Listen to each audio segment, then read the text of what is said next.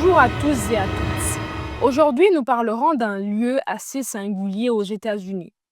Le parc historique national Herbert Hoover National Historic Site à West Branch, Iowa, et de cette étrange et mystérieuse statue de la déesse égyptienne Isis, un cadeau de remerciement de la Belgique. Le parc historique national a été créé le 12 août 1965 pour commémorer la vie de Herbert Hoover, le 31e président des États-Unis. Le site comprend le petit chalet où il est né en 1874. La mystérieuse et insolite statue de la déesse voilée Isis est une œuvre de l'artiste belge Auguste Putman et fut offerte en signe de gratitude de la part du peuple belge. Quelques années avant l'installation de ces statues, Herbert Hoover s'était illustré par ses efforts humanitaires.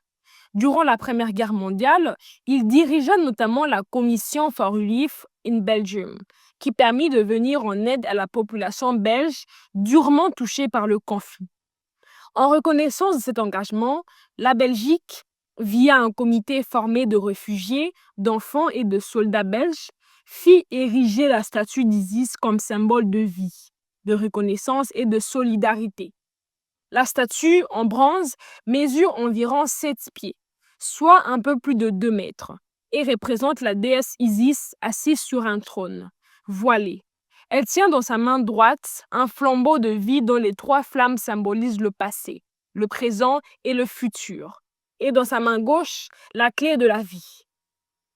Au départ, cette œuvre fut exposée sur le campus de l'université de Stanford University en Californie, après avoir été acheminée depuis la Belgique en 1922.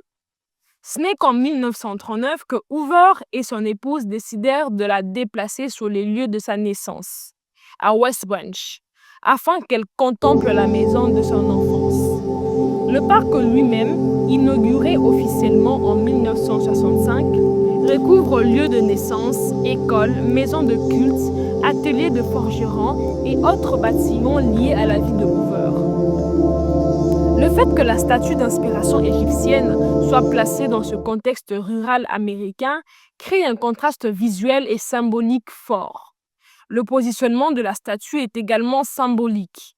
Elle est située de façon à faire face à la maison natale de Hoover, ce qui peut être interprété comme une manière de lier l'acte de reconnaissance internationale à l'origine humble du président.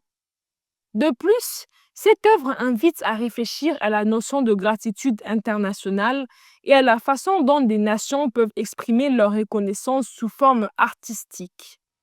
Le choix de l'antique déesse Isis, symbole de vie, de résurrection et de mystère, pour remercier un homme américain dans un contexte de solidarité mondiale, est à la fois inattendu et riche en sens.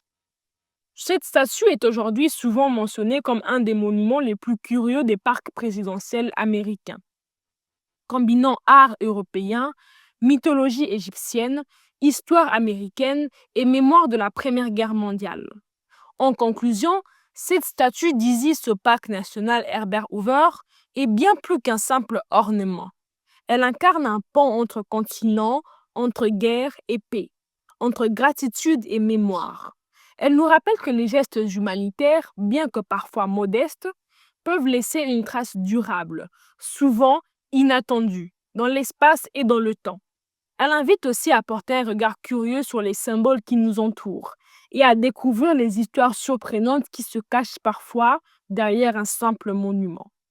Sur cette ligne, nous vous disons merci de nous avoir écoutés et à très vite pour un nouveau Lissolo. Stay tuned for Black history, society, and culture. Want to be entertained with more Black trivia and much more facts? Well, this is the place to go. Hey, did you know the first computer was made by a Black person? No, I didn't know. Where'd you find out? Congo Lisolo, where you can find more information like this and much more. Make sure to check out the Your Space section, where you can put your own publications, events, ads, and even your thoughts. Want more information? Go to www.congolisolo.net.